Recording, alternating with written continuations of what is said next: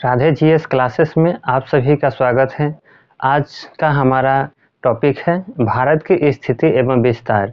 ये काफ़ी important topic है कॉम्पिटिटिव एग्ज़ाम के व्यू से, और इसको समझने के लिए हमें बहुत सारा कॉन्सेप्ट की ज़रूरत है, बेसिक क्लास की ज़रूरत है, और उन सब बेसिक क्लासेस को आज हम देखेंगे और उसके बाद हमें यह समझ में आएगा कि भारत की जो स्थिति है वो कैसा है, यानी कि भारत की जो लंबाई चौड़ाई है या भारत जो अवस्थित है वो कहाँ है और किस अवस्था में है। तो इस भारत को समझने के लिए हमें कुछ बेसिक नॉलेज की ज़रूरत होगी, जैसे विश्व के मानचित्रों को भी हमें यहाँ पे देखना पड़ेगा, और इसे जानने के लिए हमें अक्षांश एवं देशांतर रेखा को भी पहचानना होगा। अक्षांश और देशांतर रेखा से ही किसी स्थिति को आंका जाता है, यानी कि उसे समझा जाता है, अवस्थिति को जाना जाता है। चलिए हम शुरू करते हैं। यहाँ पे आप सभी जानते हैं कि जो हमारा देश है भारत, वो एशिया महादेश में अवस्थित है। अर्थात आप एशिया महादेश के नाम पहले ही सुने होंगे, और एशिया महादेश कहें तो ये सबसे बड़ा महादेश है। लेकिन आपको ये जानकारी होनी चाहिए कि टोटल जो महादेश हैं वो हैं आपके 7। लेकिन यहाँ हमें भारत को समझने के लिए केवल एशिया महादेश को देखना है, और एशिया महादेश को जब हम देखेंगे तो इन 7 को अनुमान हम लोग एक अंदाज लगा लेंगे कि कौन महादेश कहाँ है, और भारत जो है वो एशिया में है, तो फिर एशिया कहाँ है। पूरे बारीकी से हम लोग बिल्कुल जीरो लेवल से यहाँ समझते हुए आगे बढ़ेंगे। यहाँ आप काफ़ी धैर्यपूर्वक आप क्लास को देखेंगे, क्योंकि आपको लगेगा कि कंटेंट नहीं है, हमारा टाइम पास हो रहा है। तो ये सही बात नहीं है, क्योंकि कंटेंट आपको समझ में या याद तभी रहेगा जब आपको बेसिक नॉलेज की जानकारी होगी, यानी बेसिक आप जान रहे होंगे। चलिए हम यहाँ पे अब अपने टॉपिक के ऊपर बात करते हैं। तो ये हमारा देश भारत है, ये हमारा भारत की आकृति है, और इसी आकृति को हम लोग ढूंढेंगे कि ये जो हमारा देश है वो दुनिया में कहाँ अवस्थित है। और इसी को जानने के लिए हम यहाँ पे एक डायग्राम पहले बना के रख चुके हैं। तो ये है आपका एक पूरे कहें तो पृथ्वी, एक पृथ्वी है ये टोटल के टोटल, और यही पूरे पृथ्वी जो है, इसी पूरे पृथ्वी के 7 टुकड़े हैं जिसे आप महादेश के नाम से जानते हैं। चलिए हम लोग देखते हैं 7 महादेश, और तब यहाँ से निकालेंगे भारत को। तो आप जानते हैं कि यह पूरे जो है अर्थ है, और इसी अर्थ में 7 जो है वो महादेशों का समूह है अलग अलग, जिसे अलग अलग नामों से भी जाना जाता है। तो हम एक मोटा मोटी इस पे दर्शा रहे हैं कि कौन सा महादेश कहाँ है। तो यहाँ पे आपको समझना है कि यहाँ जो है वो आपका एशिया है। ये जो आपका महादेश है वो है एशिया, और ये जो महादेश हैं वो है यूरोप। ये है आपका यूरोप। यहाँ जो स्टार्ट होता है वो है आपका, वो है अफ्रीका। ये जो आपका महादेश है वो अफ्रीका है। यहाँ पे जो है वो है ऑस्ट्रेलिया। ये जो महादेश है आपका वो है ऑस्ट्रेलिया। ऑस्ट्रेलिया, ये जो महादेश है वो है ऑस्ट्रेलिया। ये जो इस प्रकार से है, यहाँ डॉट डॉट करके है, ये है आपका अंटार्कटिका। अंटार्कटिका ये कौन सा महादेश है? तो अंटार्कटिका। यहाँ पे देखेंगे तो ये आपको मिलेगा, यहाँ पे वो है उत्तरी अमेरिका। उत्तरी अमेरिका, ये उत्तरी अमेरिका है। और इसी के नीचे देखेंगे तो आप पाएंगे कि ये जो है आपका दक्षिण अमेरिका है।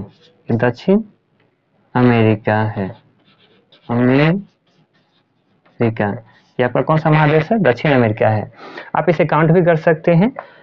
ये है ऐसे ये क्रमबद्ध में हम बड़ा छोटा भी पढ़ेंगे, लेकिन आपको मोटा मोटी यही समझ के रखना है। अब हमें विशेष जो चर्चा करना है कि महादेश कितने हो गए, तो 7 आप काउंट कर सकते हैं। 1 2 3 4 5 6 और 7, यही 7 महादेश हैं, जिसके बारे में हम लोग एक अलग क्लास लाएंगे और इसके अंतर्गत हम लोग ये सभी चीज़ों के बारे में पढ़ेंगे। लेकिन इन सभी महादेशों में केवल हमें अभी अध्ययन करना है, देखना है, वो है आपका एशिया। और इसी एशिया के बारे में हम लोग यहाँ पे अब पढ़ेंगे। जैसे यहाँ ही हम लोग बात कर लेते हैं, ये जो पूरा पृथ्वी, ये भी एक पृथ्वी है और इस पृथ्वी को 2 बराबर भागों में बांटा गया है। इस पृथ्वी को 2 बराबर भागों, एकदम बिल्कुल बराबर बराबर हिस्सा है, एक आधा ऊपर वाला और फिर आधा नीचे वाला। तो ये बीच से ही एक रेखा गुजर रही है, बीच से क्या है, तो एक रेखा गुजर रही है और यह जो रेखा है वो बिल्कुल क्या है, तो 0 डिग्री पे है। और इस रेखा का जो नाम है वो है विषुवत रेखा। इसका नाम क्या है? विषुवत रेखा। इसका नाम है विषुवत रेखा, या इसी को इंग्लिश में बोला जाता है इक्वेटर। यानी कि ये कितने हैं, तो 0 डिग्री। अब यहाँ पर इसी चीज़ों को फिर हम दर्शाते हैं, बीचों बीच से होकर यही है 0 डिग्री की रेखा जो गुजर रही है। और फिर जो है इसके हम यहाँ पे बात कर लेंगे, तो इसे भी हम कलर चेंज कर देते हैं।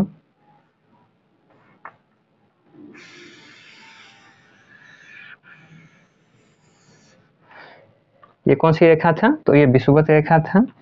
अब इसके ये 0 डिग्री है, तो आपको समझना क्या होगा कि ये 0 है, तो इसके ऊपर भी हम अगर बढ़ते हैं तो वैल्यू क्या होगा, तो वो बढ़ेगा। और इसके नीचे भी वैल्यू क्या होगा, तो वैल्यू इसका बढ़ेगा। और जब यहाँ पे हम आएंगे बीचों बीच में, तो एक पॉइंट है जिसे ध्रुव कहते हैं। इसे क्या बोला जाता है, तो इसे कहा जाता है ध्रुव। इसे ध्रुव कहा जाता है, जो कितने डिग्री होता है, तो ये होता है 90 डिग्री। ये ध्रुव कितना डिग्री होता है, 90 डिग्री। उसी प्रकार यहाँ भी नीचे यहाँ 90 डिग्री का क्या है, तो ये ध्रुव होता है, तो जिसे आप पोल भी कहते हैं, इंग्लिश में इसे पोल कहते हैं। और ये कितने डिग्री है, तो इसको बोलते हैं 0 डिग्री। ये जो 0 डिग्री है, इसके जस्ट ऊपर हम लोग जैसे जैसे बढ़ेंगे तो इस विषुवत रेखा के समानांतर रेखाएं क्रॉस करती हैं। यानी कि विषुवत रेखा के समानांतर रेखाएं क्रॉस करती हैं। इस प्रकार से ये सारे रेखाएं क्रॉस करती हैं।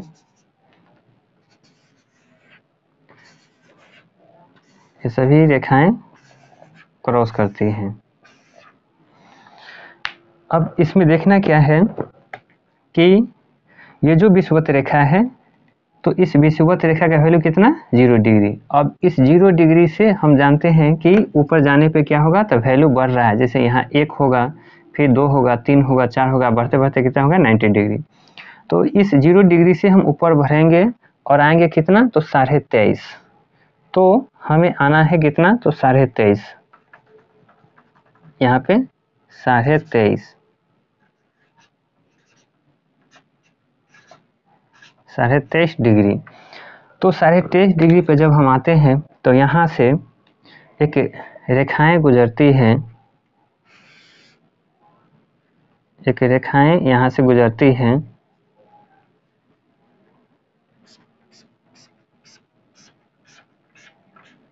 एक रेखाएं गुजरती है जिसका नाम है कर्क रेखा। इसका नाम हो जाएगा कर्क रेखा, कर्क रेखा। इंग्लिश में कहते हैं इसका नाम होगा ट्रॉपिक ऑफ कैंसर। फिर इसी प्रकार ये नॉर्थ में आपका जो 23.5 डिग्री पे जो रेखाएं गुजर रही है, इसका नाम हो गया कर्क रेखा। फिर इतने ही डिग्री पे नीचे, यानी कि कहें तो यहाँ पे कितना होगा, तो 23.5 डिग्री। तो यहाँ पे जो होगा वो 23.5 डिग्री। इसको बोलेंगे साउथ और इसको बोलेंगे नॉर्थ। इसको नॉर्थ बोलेंगे यहाँ पर भी एक रेखा है जिसे बोलते हैं, इसका नाम हो जाएगा मकर रेखा। इसका नाम हो जाएगा मकर रेखा। इसका नाम क्या होगा? मकर रेखा, या कहे तो ट्रॉपिक ऑफ कैप्रिकॉर्न। तो आपको यहाँ पे 3 रेखाएं दिखाया गया है जो याद रखना है। पृथ्वी है ये पूरे, और पृथ्वी के बीचों बीच से होकर जो रेखाएं गुजर रही है उसका नाम है विषुवत रेखा। इस विषुवत रेखा का वैल्यू कितना है? तो 0 डिग्री। अब हमें चलना है कि जब ये बीच में है तो ये आधा भाग ऊपर होगा और ये आधा भाग नीचे, यानी ये साउथ होगा और ये क्या है? तो ये नॉर्थ है। तो ये आधा भाग नीचे है और ये आधा भाग ऊपर है। तो ऊपर वाले को कहा जाता है नॉर्थ और ये कहा जाता है साउथ, यानी कहते हैं नॉर्थ पोल और ये साउथ पोल। दूसरी बात क्या है कि अब 0 डिग्री से जैसे जैसे हम ऊपर बढ़ेंगे तब ही आप जानते हैं कि 90 डिग्री पे आएंगे, क्योंकि 0 है, यहाँ से 1 2 3 होते होते कहाँ जाएगा? 90 डिग्री पे। उसी प्रकार ये 0 है और फिर नीचे जाएंगे तो ये बढ़ेंगे आगे क्रमतः कहाँ जाएंगे? 90 डिग्री। अर्थात आप ये मैथमेटिक्स हैं, जैसे मान गए कि ये 0 है तो जब आपको आगे बढ़ना होगा तो 1 2 3 इस क्रम से आगे बढ़ेंगे या फिर ऐसे आप बढ़ेंगे। तो वही चीज़ यहाँ पे है, ये 0 है तो ऊपर जाएंगे तो फिर 1 2 करके 90, फिर नीचे जाएंगे तो 90।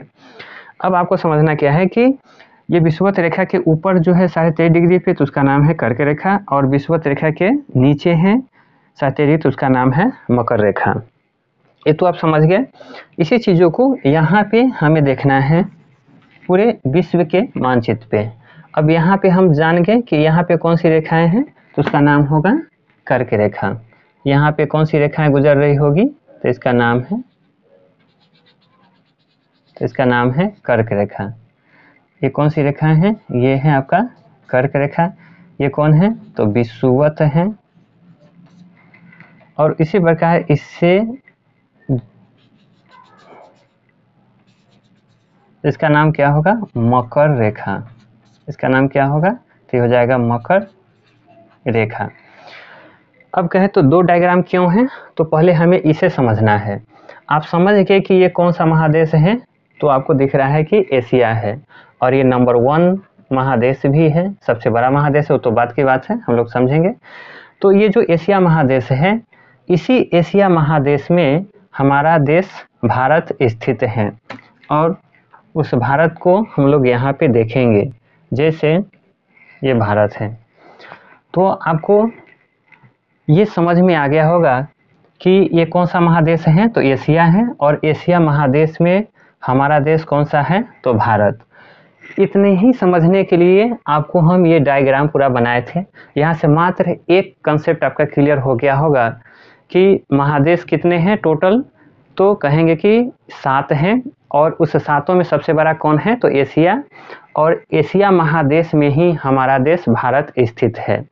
अब यहाँ पे समझना क्या है कि पहला क्वेश्चन हो गया कि भारत किस महादेश में अवस्थित है, तो पहला क्वेश्चन बन गया कि भारत एशिया महादेश में अवस्थित है। सेकेंड क्वेश्चन होगा कि एशिया में है तो एशिया में भी इसकी स्थिति होगी, यानी कि नॉर्थ एशिया, फिर साउथ एशिया, या फिर कहेंगे ईस्ट या वेस्ट। तो इसी प्रकार से आपको समझना है। आपको बताया था कि यहाँ डायग्राम डालना है। कहीं भी आप मानचित्र को समझने के लिए आप डायग्राम का प्रयोग करेंगे। जैसे यहाँ पे एक डायग्राम डालेंगे इस प्रकार से जैसे बताए थे, तो बीच में अगर डालते हैं तो ये नॉर्थ, ये साउथ, ये ईस्ट और ये वेस्ट, तो आपको पता चलेगा कि ये जो भारत है वो एशिया के दक्षिण में है। ये एग्जैक्ट आपको पता नहीं चलेगा अभी, क्योंकि वो उतने सही ढंग से बने हुए नहीं हैं, लेकिन आपको मोटा मोटी यहाँ पे अनुमान पता लग रहा होगा कि ये पूरा नॉर्थ है, ये पूरा साउथ है। तो हमारा जो भारत है वो कहाँ दिख रहा है, तो साउथ एशिया में दिख रहा है। तो सेकेंड क्वेश्चन हो गया कि भारत जो है वो अवस्थित है तो कहाँ, तो एशिया में, और इससे क्वेश्चन सेकेंड है कि एशिया में कहाँ है, तो आपको दिमाग में रखना है कि एशिया के दक्षिण में भारत अवस्थित है। चलिए अब हम लोग आगे बात करते हैं। इसी भारत को यहाँ से निकालकर यहाँ दिखाया गया है ताकि आपको अब पूरे कंसेप्ट यहाँ पे पता चल सके। तो ये तो पता चल गया कि भारत एशिया महादेश में है, और एशिया में कहाँ है, तो एशिया के दक्षिण में भारत अवस्थित है। अब चलिए हम लोग बात करते हैं कि भारत की स्थिति या फिर इसकी आकृति के बारे में पढ़ेंगे। तो अब उसके लिए समझना क्या है कि ये जो भारत है इसके स्थिति को समझने के लिए आपको 2 तरीके से आपको इसको जानना है। पहला है कि क्वेश्चन आता है कि भारत कितना डिग्री अक्षांश के बीच अवस्थित है या भारत कितना डिग्री देशांतर के बीच अवस्थित है।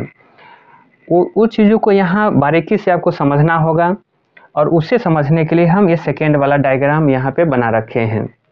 तो ये सभी आपको पता होना चाहिए। यहाँ जो लिखा हुआ कर्क रेखा, यह भी एक यहाँ पे कंसेप्ट आपको क्लियर हो रहा है कि इसी लाइन को हम यहाँ पे खींचेंगे तो आपको पता चलेगा कि भारत के मध्य से होकर एक रेखाएं जा रही हैं जिसका नाम क्या है, तो आपको याद हो जाएगा इसका नाम है कर्क रेखा। जैसे यहाँ दिख रहा होगा कि ये भारत है और भारत के बीच से होकर लगभग एक रेखा गुजर है जो कौन सी है, कर्क रेखा। जो हमारा हेडिंग होगा आगे कि भारत के मध्य से होकर गुजरने वाली रेखा कौन सी है, तो उसका नाम होगा कर्क रेखा। वो तो हम आगे बात कर लेंगे, लेकिन यहाँ पे उस चीज़ों को आपको देख लेना है। और कर्क रेखा आपको कंसेप्ट क्लियर रखना है, जब यहाँ से यहाँ क्रॉस करेगी तो बहुत सारे राज्यों को क्रॉस करेगी, अर्थात कहें तो कितने, तो 8 राज्यों को ये क्रॉस करती है, वहाँ स्टॉप कर देना है। अब आइए हम लोग यहाँ, तो ये रेखा जो यहाँ देख रहे होंगे वो पूरब से पश्चिम दिशा की ओर खींची गई है। और कहें तो पृथ्वी के बीचों बीच से जो रेखाएं बांट रही है विषुवत रेखा, इसी विषुवत रेखा के समानांतर जो है ये सभी रेखाएं खींची गई है। ये सभी रेखाएं के बीच की जो दूरी होता है वो बिल्कुल बराबर होता है। कोई ऐसा नहीं कि कोई ये दोनों रेखाएं के बीच में 2 डिग्री तो ये 4 डिग्री, यानी कि सभी रेखाओं के बीच की दूरी क्या होगा, तो बराबर होगा। उसी प्रकार ये नीचे भी है। और ये जितनी भी रेखाएं हैं सभी रेखाएं कहलाती हैं कौन सी, तो अक्षांश रेखा। ये कौन सी रेखाएं हैं, इस पे जितनी भी रेखाएं खींची गई है सभी अक्षांश हैं, चाहे कर्क हो या विषुवत हो या मकर रेखा हो, तो ये सारे के सारे आपके कौन से रेखा हैं, तो इसको बोलेंगे अक्षांश रेखा। तो इसे हम लोग बात कर लेंगे, ये कौन सी रेखा है, तो ये है आपका अक्षांश, ये है अक्षांश रेखा। ये कौन सी रेखा है, तो इसको बोलेंगे हम लोग अक्षांश रेखा है ये। चलिए अब सेकंड बात करते हैं, हम लोग दूसरे तरफ की बात करते हैं। तो हम लोग देख रहे हैं कि एक तो अक्षांश हो गया, दूसरा क्या है कि दोनों ध्रुवों को भी मिलाने वाली एक रेखाएं होती है, जैसे इस प्रकार से।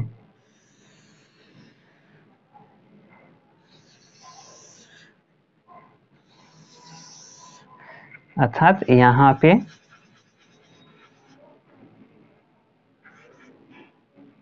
इस प्रकार से आके मिल जाएगी।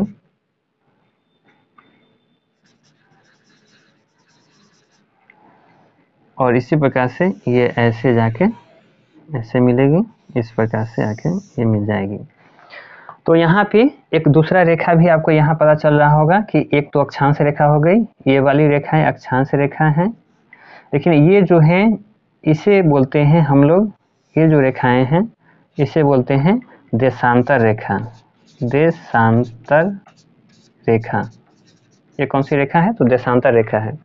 तो कितनी रेखाएं यहाँ दिखाई दी आपको, तो 2 रेखाएं यहाँ आपको स्पष्ट दिखाई दे रहा होगा। एक तो है अक्षांश रेखा, दूसरी है देशांतर। अब क्वेश्चन पूछेंगे कि अक्षांश रेखा कौन सी रेखा होती है, तो अक्षांश रेखा वे रेखाएं होती हैं जो विषुवत रेखा के समानांतर खींची गई होती है। जबकि देशांतर रेखा कौन है, तो आपको याद रखना है कि 2 ध्रुवों को मिलाने वाली जो रेखाएं होती हैं वो आपका देशांतर रेखा होता है। तो इसी प्रकार से आपको इतना ही कंसेप्ट याद रखना है। अब हम क्या करेंगे कि इसी रेखाओं को अगर हम फैला दें, यानी कि ये ग्लोब पे ये गोल आकृति में ना हो, इसको अगर खोलें फैलाएं तो आपको इस प्रकार से डायरेक्शन तैयार हो जाएगा।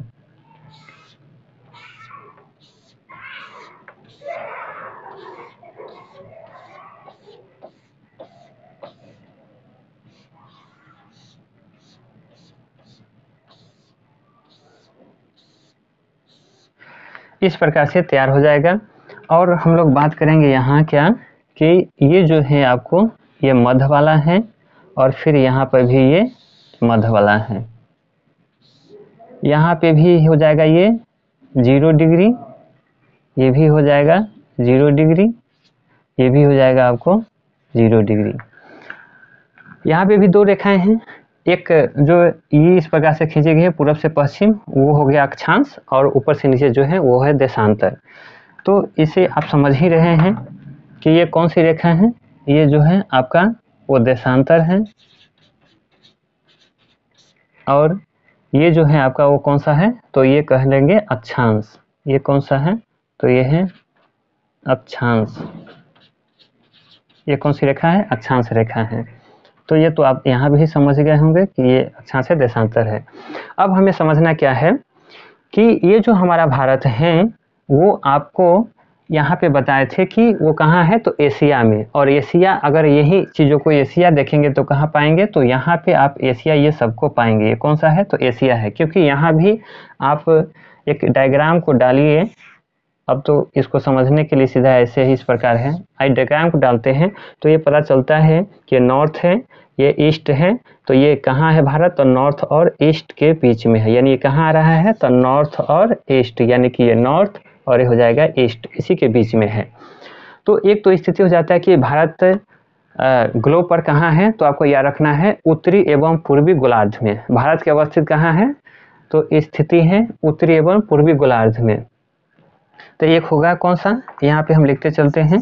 पहला होगा उत्तरी एवं पूर्वी गोलार्ध। भारत कहाँ अवस्थित है, उत्तरी एवं पूर्वी गोलार्ध में है।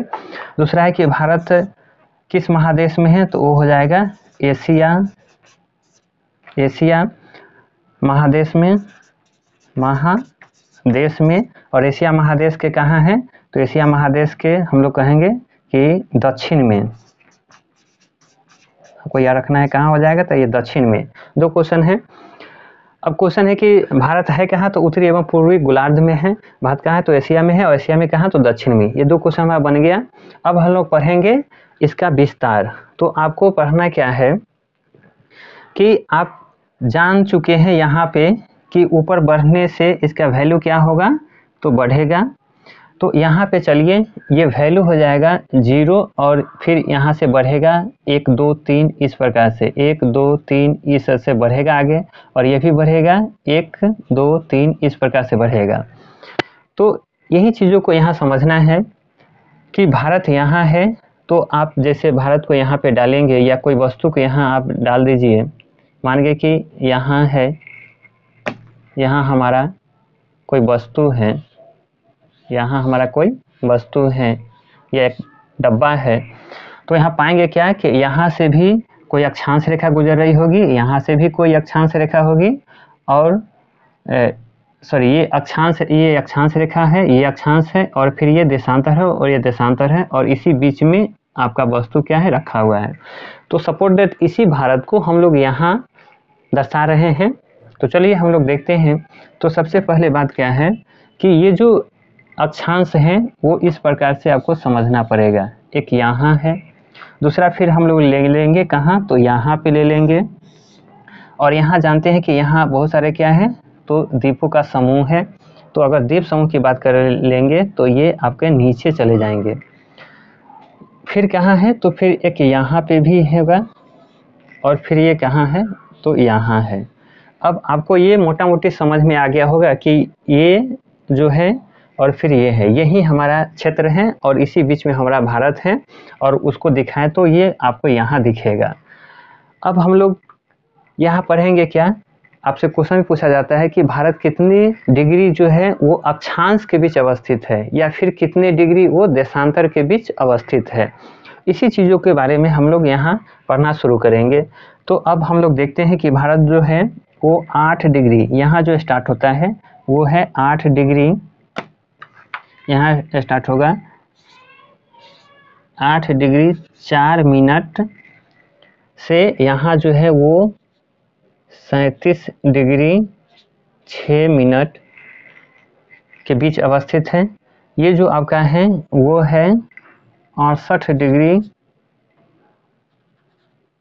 7 मिनट, और ये है आपका 97 डिग्री 25 मिनट। अब बात करते हैं, ये है आपका अक्षांश, ये क्या है, अक्षांश है। और ये भी क्या होगा, तो अक्षांश होगा, जबकि ये क्या होगा, तो आपका देशांतर होगा। और यह भी क्या होगा, तो देशांतर होगा।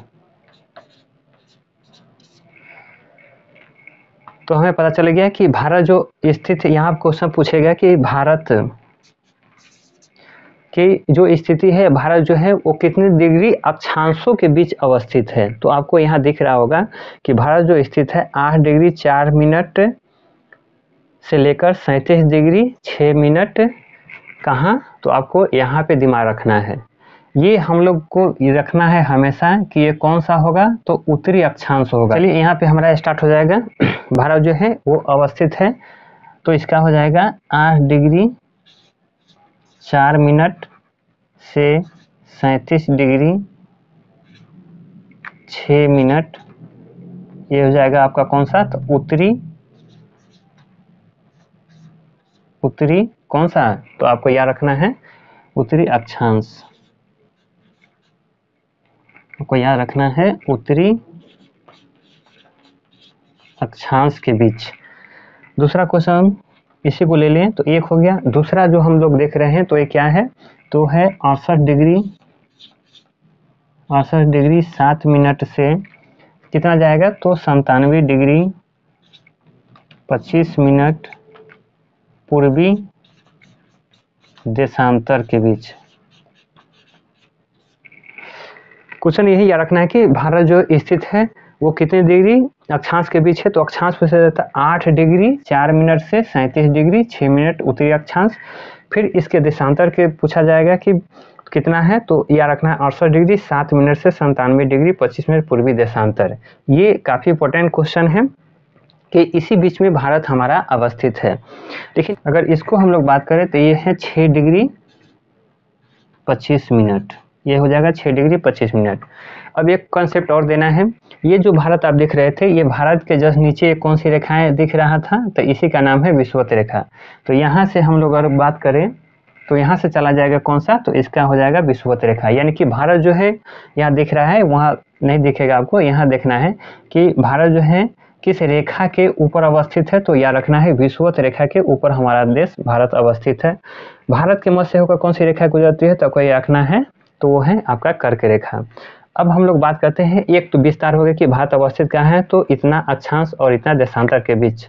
अब हम लोग बात करते हैं कि भारत की जो स्थिति एवं विस्तार है, तो हम लोग ये स्थिति समझ गए। अब इसका विस्तार समझते हैं कि नॉर्थ से लेकर साउथ तक, ये जो नॉर्थ हैं यहाँ से लेकर यहाँ तक, यहाँ से लेकर यहाँ तक भारत का जो विस्तार है, यानी कि उत्तर से दक्षिण तक जो विस्तार है वो है 3214 किलोमीटर। 3200 कितना है, तो 14 किलोमीटर। और भारत का पूरब से पश्चिम जो विस्तार है वह है 2900, ये आपका विस्तार है, ये विस्तार है 2933 किलोमीटर।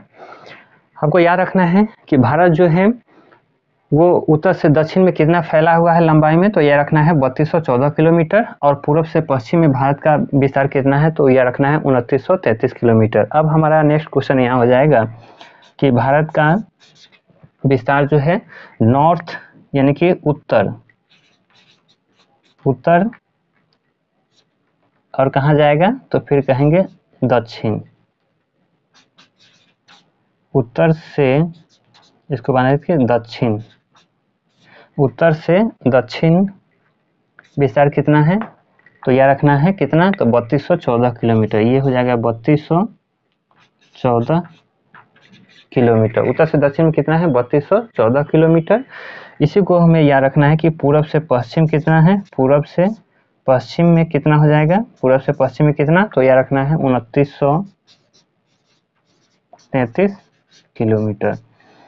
ये हमारा भारत का विस्तार है। उत्तर से दक्षिण में 3214 किलोमीटर और पूर्व से पश्चिम में 2933 किलोमीटर। इसके विषय में और हम लोग आगे के क्लास में पढ़ेंगे। अर्थात आप जानते हैं कि भारत के 4 बिंदु है, एक नॉर्थ, एक साउथ यानी कि उत्तरी बिंदु, दक्षिणी बिंदु, पूर्वी बिंदु और फिर पश्चिमी बिंदु। तो इन सभी बिंदुओं के बारे में हम लोग पढ़ेंगे कि कौन कौन से बिंदु हैं। तो 4 बिंदु के बारे में हम लोग को पढ़ना पड़ेगा। एक नॉर्थ उत्तरी बिंदु है, फिर कहेंगे तो दक्षिणी बिंदु है, फिर पश्चिमी है और फिर पूर्वी है। तो इसी प्रकार से बेसिक कंसेप्ट के लिए हम लोग और इसमें जानकारी अगले क्लास में प्राप्त करेंगे। और यहाँ से कम्पिटिटिव एग्जाम में जो क्वेश्चन पूछे जाते हैं उस पर हम लोग डिटेल फोकस करेंगे। हम लोग इसमें बातें करेंगे कि कौन कौन से क्वेश्चन हम लोग को हमेशा के लिए कंटेंट के रूप में याद करना है या याद करके रखना है। समझने के लिए तो बहुत सारी बातों को कंसेप्ट समझना है, लेकिन कंपटीशन में हम लोग से जो क्वेश्चन पूछा जाता है वो हमें हमेशा याद होना चाहिए। जैसे यहाँ पे जो हम आपको दर्शाए हैं ये सभी के सभी काफ़ी मोस्ट इम्पोर्टेंट क्वेश्चन है। सबको एक बार आप देख लेंगे। पहला क्वेश्चन पूछा जाएगा कि भारत जो है वो विश्व में कहाँ है, यानी कि किस गोलार्ध में, भारत की स्थिति किस गोलार्ध में अवस्थित है। तो आपको याद रखना है उत्तर एवं पूर्वी। जैसे आप देख रहे होंगे कि यही डायग्राम बनाए थे, ये हमारा नॉर्थ है, ये हमारा कौन है तो ईस्ट है यानी उत्तर, और ये पूरब है, और इसी बीच में कौन दिख रहा है तो भारत, इसी बीच में हमारा दिख रहा है कौन तो भारत। तो एक कंसेप्ट आपको पता चल गया होगा कि भारत स्थित कहाँ है तो उत्तर एवं पूर्वी गोलार्ध में।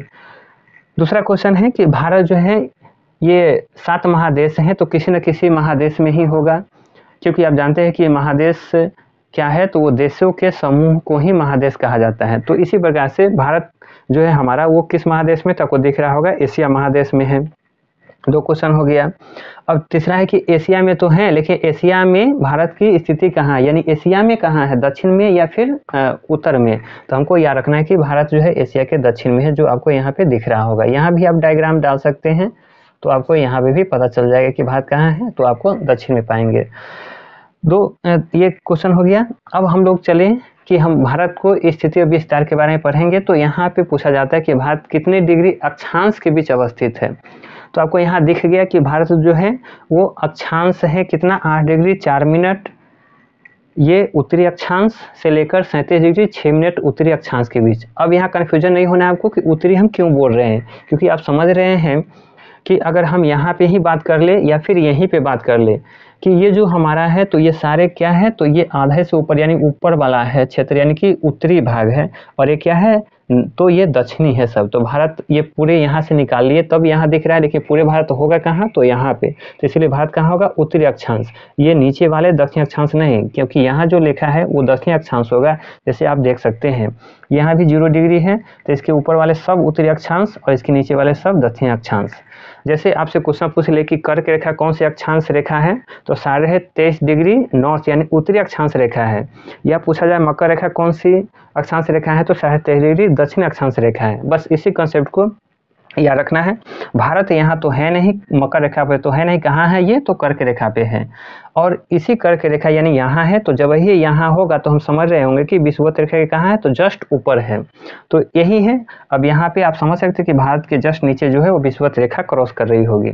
तो यही याद रखना है कि भारत 8 डिग्री 4 मिनट उत्तरी अक्षांश से लेकर ये नॉर्थ अक्षांश यानी उत्तरी अक्षांश से लेकर 37 6 मिनट उत्तरी अक्षांश के बीच है। एक क्वेश्चन ये हो गया। दूसरा है कि भारत देशांतर कितना है, कितना देशांतर के बीच अवस्थित है। तो आप जानते हैं कि ये सारे कौन से रेखा हैं तो देशांतर रेखाएं हैं। जो आप यहाँ पे देख रहे होंगे कौन सा है तो देशांतर है। तो भारत अगर मान के यहाँ है तो यहाँ से कोई रेखाएं जा रही होगी उसी के बीच में, जैसे यहाँ देख लीजिए ये रेखाएं हैं तो इसी बीच में भारत होगा। तो ये जो रेखा है उसी को हम यहाँ मान लिए है देशांतर। तो यहाँ कितना है तो 68 डिग्री 7 मिनट ये हो जाएगा पूर्वी देशांतर, और यह कितना हो जाएगा 97 डिग्री 25 मिनट पूर्वी देशांतर, यानी दोनों ही पूर्वी ही रहेगा। फिर यहाँ समझना है पूर्वी क्यों बोल रहे हैं, क्योंकि आप देख रहे हैं ये मध्य है तो इधर वाला सब के सब क्या है पूर्वी क्षेत्र कहलाएगा, और इधर वाला सब क्या कहलाएगा पश्चिमी। जैसे यहाँ भी देख लेंगे कि ये बीच में है तो इधर वाला सब पूर्वी और ये पश्चिमी, लेकिन भारत तो यही है तो इसलिए सब कहाँ जाएगा पूर्वी में। तो यह रखना है कि भारत जो है अवस्थित है 8 डिग्री 4 मिनट से 37 डिग्री 6 मिनट उत्तरी अक्षांश के बीच, और फिर देशांतर में कहा तो 68 डिग्री 7 मिनट से 97 डिग्री 25 मिनट पूर्वी देशांतर के बीच। ये कॉन्सेप्ट क्लियर है। अब याद रखना है कि उत्तर से दक्षिण में भारत का जो विस्तार है फैलाव हो कितना है, तो उत्तर से दक्षिण में इसकी जो लंबाई है वो 3214 किलोमीटर है, और पूर्व से पश्चिम में कितना है तो 2933 किलोमीटर है। इतना कंसेप्ट याद रखना है। एक कंसेप्ट और जान लीजिए कि आप पढ़े थे कि यहाँ से जो स्टार्ट होता है यहाँ से वो सारे क्या है जलीय क्षेत्र हैं, और ऊपर वाले क्या हैं तो स्थलीय हैं। तो ये आपको हम पहले ही बता चुके थे कि ये जो है आपका जलीय क्षेत्र है, ये वाला कौन सा है, तो ये जलीय क्षेत्र है, या नीचे वाला सब जल है, यहाँ भी ये नीचे वाला जल है, और ये पूरा कौन है, तो स्थलीय है।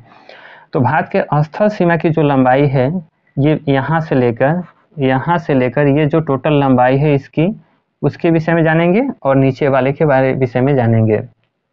तो यहाँ पे क्वेश्चन फिर आपका बन जाएगा कि स्थल सीमा की लंबाई, यहाँ तो स्पेस है नहीं, तो यहाँ पे हम लिख लेते हैं स्थल सीमा की लंबाई। स्थल सीमा की लंबाई, तो स्थल सीमा की लंबाई कितना है, तो आपको यह रखना है 3214 किलोमीटर, यानी कितना हो जाएगा स्थल सीमा की लंबाई, स्थल सीमा की लंबाई हो गया 15,200 किलोमीटर। यानी स्थल सीमा की टोटल लंबाई, यानी यहाँ से लेकर ये पूरा भारत का जो लंबाई होगा वो कितना होगा, तो ये हो जाएगा 15,200 किलोमीटर। ये केवल स्थल है। अब यहाँ से क्या है, तो जानते हैं कि ये सारे तटीय सीमा है, तो तटीय सीमा ये पहला हो जाएगा, ये दूसरा हो जाएगा तटीय सीमा की लंबाई। तटीय सीमा की लंबाई बोलेंगे तो ये केवल तट कह रहा है, तो ये केवल तटीय पूछेगा तो याद रखना है 6100 किलोमीटर, 6100 किलोमीटर। या इसे कहेंगे मुख्य तटीय सीमा की लंबाई, ये मुख्य इसमें जोड़ सकते हैं आप, मुख्य तटीय सीमा की लंबाई। लेकिन यहाँ पे तीसरा क्वेश्चन पूछा जाए अगर कि कुल तटीय सीमा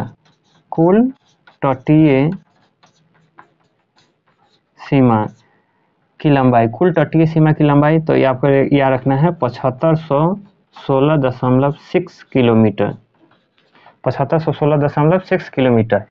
अब इसमें कुल तटीय का मतलब क्या है, यहाँ तटीय सीमा तो जान गए कि 6100 है, और कुल तटीय का मतलब ये हुआ कि आप जानते हैं कि यहाँ पे लक्षद्वीप है, यहाँ पे क्या है, तो लक्षद्वीप है, और ये क्या है, तो अंडमान निकोबार द्वीप समूह है। तो इसके भी तो तट होंगे, इसके भी क्या होंगे, तो तट होंगे, यानी किनारा होगा, और यहाँ पे जो लक्षद्वीप है तो इसका भी बॉर्डर होगा। अर्थात द्वीप जो है, द्वीप समूह जो है, उसके तट को भी हम लोग ऐड कर ले तब हो जाता है कुल तटीय सीमा, यानी इसको बोलते हैं द्वीप सहित, इसको बोलते हैं द्वीप सहित, इसको क्या बोलते हैं, द्वीप सहित। तब हो जाता है कुल का मतलब किसको ऐड कर लेना है, द्वीप सहित। तो कितना हो जाएगा 7516.6 किलोमीटर। हम लोग बारीकी से यहाँ पे केवल जानने का प्रयास किए हैं कि भारत जो है हमारा वो पूरे दुनिया में कहाँ है, पूरे अर्थ पे कहाँ है, और यहाँ पे अभी समझ लिए कि भारत का जो स्थलीय सीमा है उसकी लंबाई कितनी है, फिर तटीय सीमा की लंबाई कितनी है, और द्वीप को ऐड कर ले तो द्वीप सहित टोटल तटीय सीमा की लंबाई कितनी है, भारत का उत्तर से दक्षिण में लंबाई कितना है, पूर्व से पश्चिम में कितना है, और भारत जो अवस्थित है वो कितने अक्षांश और कितने देशांतर के बीच अवस्थित है। आज इतना ही। अगले क्लास में हम लोग आगे के क्लास में हम लोग और आगे पढ़ने का प्रयास करेंगे, और मिलते हैं नेक्स्ट क्लास में। जय हिंद।